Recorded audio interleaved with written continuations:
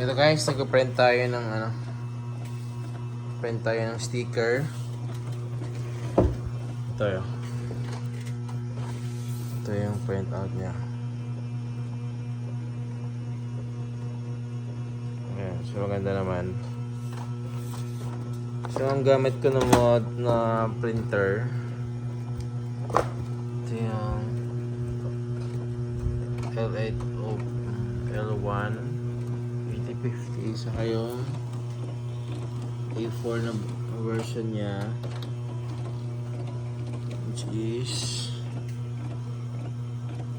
8050. So maganda naman yung printing, maganda yung print out nila, no?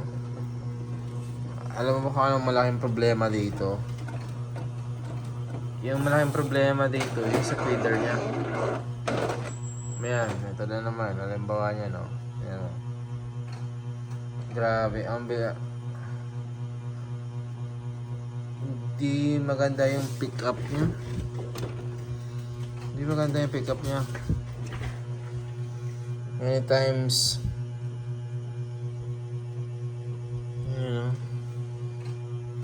nag-errors.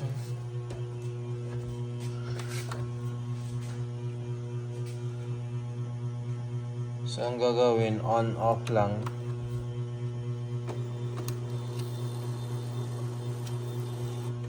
Hilahin mo lang. Saka ayusin mo dito. Push mo.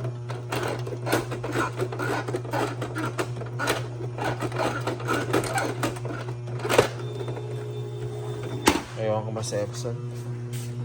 Maganda naman yung printing. Pangit naman yung feeding.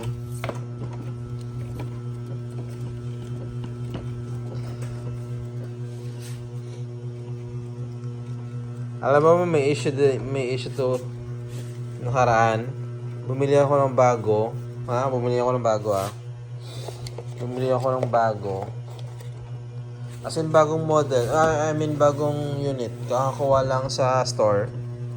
Alam ba yung problema? Ito. Yung pick-up roll niya. Sira kaagad yung pick-up roll niya. So, anong nangyari? Pinalitan ko. Bagong-bago, sira kaagad yung pick-up roll niya. Yan. Namibisit ako dito sa niya. Hindi maganda yung niya.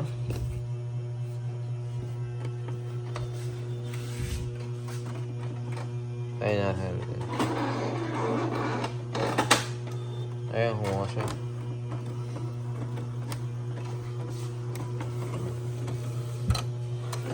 Alam mo yun, parang tsambahan lang. Kaya pag naglagay ka dito, ito kasi guys na to tawag dito, sticker to. So vinyl sticker. Vinyl sticker siya. Maganda yung print out. Yung print out, walang problema. Ang problema, pag nagpiprint ka, kailangan bantayan mo. Tapos pa isa-isa. Hindi niya kaya na marami. Ito yung L8050 A3 size to, no? A3 size. So, ang nangyayari dyan, pag nagpiprint ka, kailangan nasa kailangan nasa harap ka. Kailangan mong bantayan. Halimbawa, nagpiprint ka ng 100, nako, 2 oras kang nakaupo. Kailangan mong bantayan. Ito yung problema.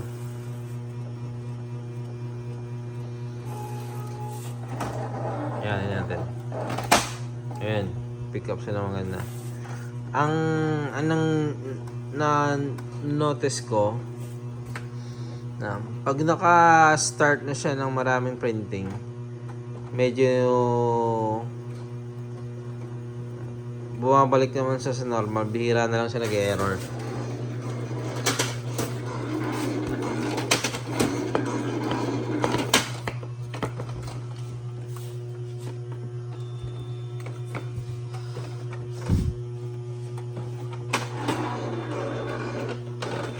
Ayun. Ano naman? Ito na naman.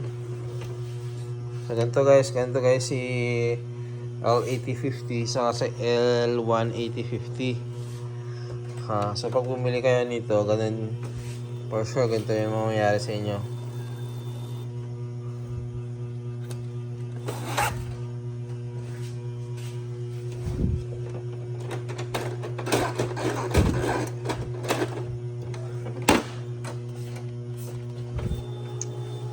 Actually, bala itong wala pa yata 1 year to eh na binili namin. So actually, kala ko dati, yung problema, pick up roll. So baka problema niya. So ang ginawa ko, bumili ako ng bago, original. Alam mo nangyari? Wala, ganun pa rin. Wala pa rin. Makakadismaya. Yun o. Oh. Ganun guys ang mangyayari sa'yo. Paulit-ulit yan, ha? Hanggang maubusan ka.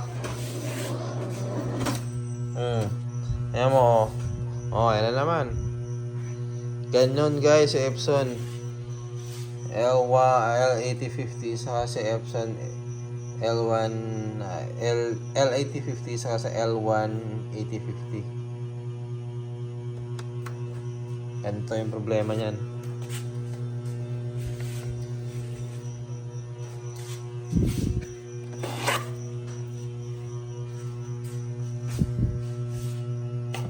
So ang gagawin mo, ayan.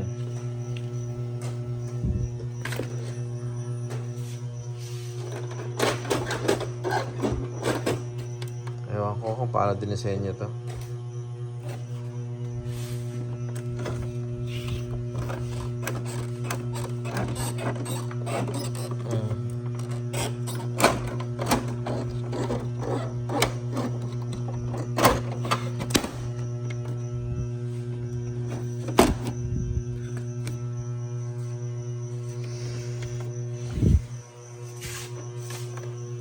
So, open mo ulit, ganon.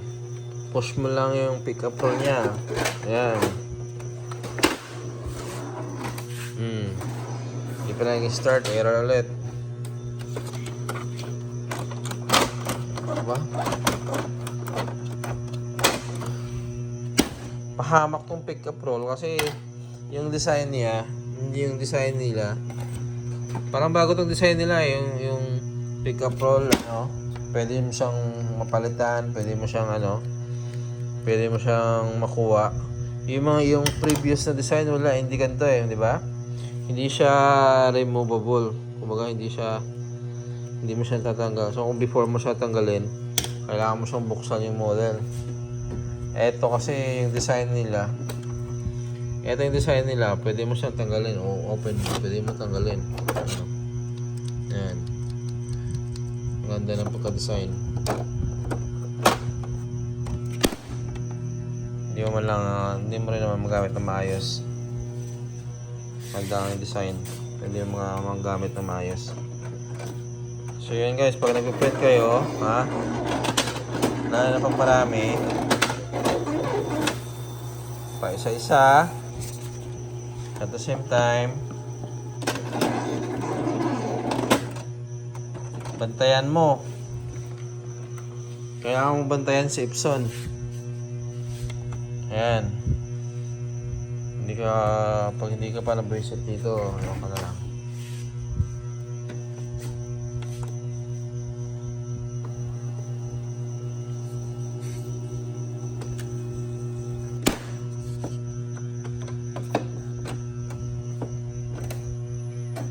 Ano mo?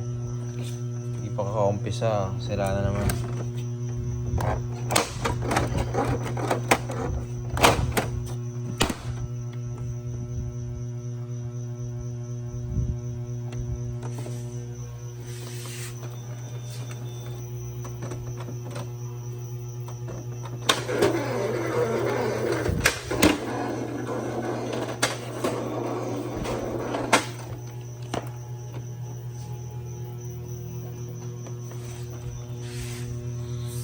Dalawa sila guys, kaya ito yung problema niyan.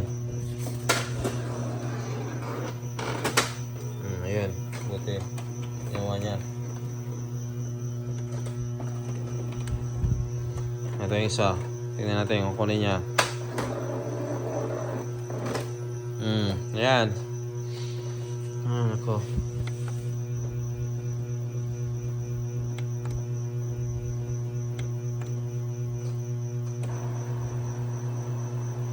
Nako, Epson, gumawa naman kayo ulit ng bagong design.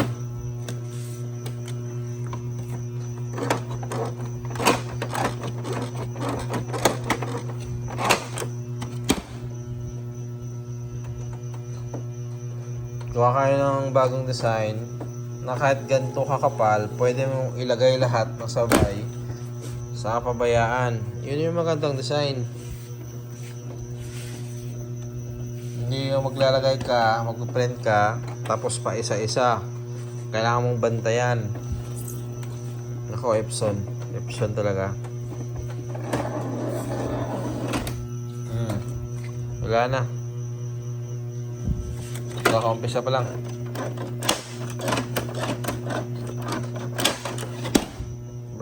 Guys, pinalitan ko na yung bago. Bago na yung pick-up roll niya.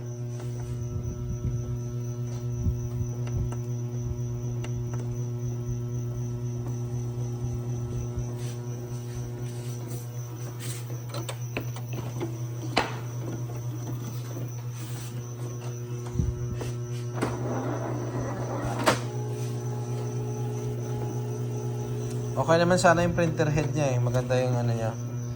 I mean, hindi kahit nag-error siya or ano, hindi nawawala yung ano, ang quality ng printout. Ang problema naman, ang pinakamalaking problema dito naman sa pickup roller niya. Pickup roller niya yung problema. Ayun. Ay, nako. Ano na lang hinahin niya. So yan guys, bantay-bantay ha. Pag nag-print kayo dito ng 100 pages, 3 oras kayong babantay.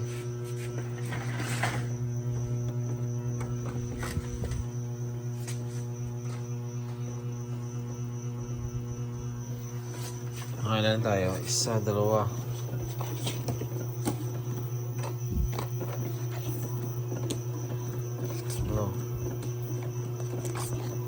Apat, 5. So, yung print ko dito guys, 67 pages. 67 pages. Kailan matatapos to?